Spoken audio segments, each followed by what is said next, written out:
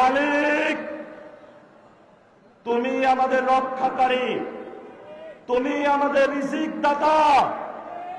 যারা এই বাংলাদেশের জনগণ 17 বছর অপেক্ষা করেছিল, আমাদের অধিকার ছিনিয়ে নিয়েছে, ভোট ডাকাতির মাধ্যমে ভাইদেরকে হত্যা করেছে।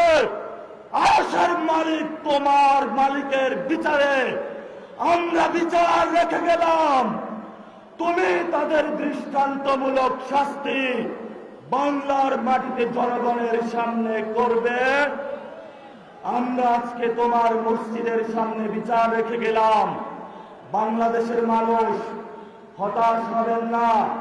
লা তাহজান, ইন্নাল্লাহা মা'ানা। আল্লাহ আমাদের সাথে আছেন, শক্তিমান, ভয় নাই, জয় করব আমরা ইনশাআল্লাহ। বিগত হয়ে পার্লামেন্টে যাব।